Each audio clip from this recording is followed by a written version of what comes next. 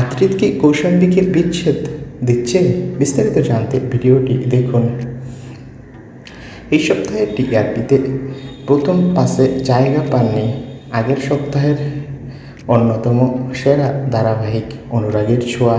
এই সপ্তাহে প্রথম হয়েছে গীতা এলএলবি, দ্বিতীয় হয়েছে ফুলকি নিমফুলের মধু, তৃতীয় হয়েছে কথা উড়ান, চতুর্থ আর কোন গোপনে জগদ্ধাত্রী যৌথভাবে হয়েছে পঞ্চম।